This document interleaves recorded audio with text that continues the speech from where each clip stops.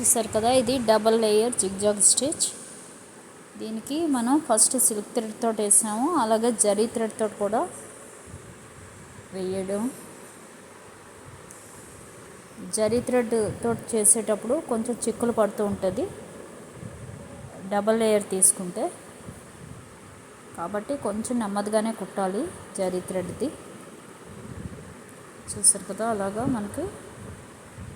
అలాగే జరీ థ్రెడ్ కుట్టేటప్పుడు నీడిల్ కూడా సన్నగా ఉన్నది ఐరన్ నీడిల్ తీసుకుంటే, లేదా 24-23 టూలిప్ నీడిల్లో కూడా జరీ థ్రెడ్ కుట్టడానికి బాగుంటుంది. అలాగా చివరి వరకు కుట్టుకుని వెళ్ళిపోవాలి.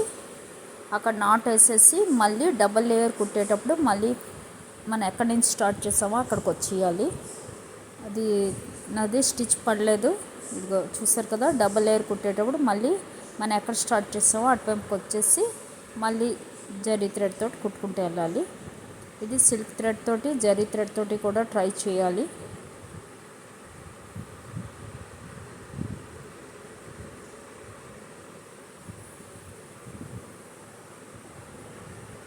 దీనికి టూలిప్ నీడిల్ 23-24 జరీ థ్రెడ్కి యూజ్ చేయాలి.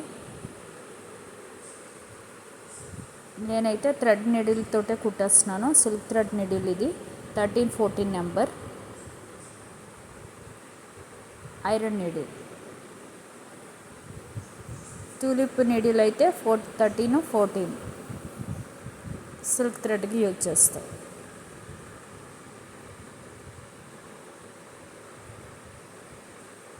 చూసారు కదా, ఒక బిగ్ చైన్ స్టిచ్ అలాగే ఒక చిన్న చైన్ స్టిచ్ చేసుకోవాలి. ప్రతిదానికి కూడా స్మాల్ చైన్ స్టిచ్ చేస్తేనే మనకి కర్వ్ పర్ఫెక్ట్గా వస్తుంది. కార్నర్ పర్ఫెక్ట్గా రావాలంటే చిన్న చైన్ స్టిచ్ చేయాలి,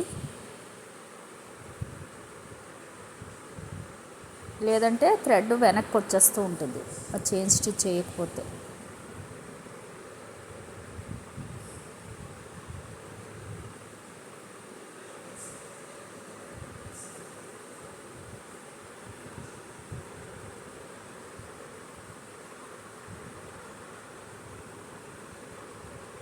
చూసారు కదా, ఇది మనకి ఫస్ట్ టైం అయితే మటుకు తొందరగా రాదు, నెమ్మదిగా ట్రై చేస్తూ ఉండాలి. కనీసం ఒక రోజుకు ఒక 2-3 టైమ్స్ అయినా ట్రై చేస్తే స్పీడ్గా వచ్చేస్తుంది. మెయిన్ చైన్ స్టిచ్ అలాగే ఫ్రంట్ బ్యాక్ తిప్పడం రావాలి, పైకి కిందకి అలాగా మనం ట్రై చేస్తూ ఉంటే వచ్చేస్తుంది. కొన్ని రోజులు మటుకు మామూలు చైన్ స్టిచ్ నేర్చుకోవాలి.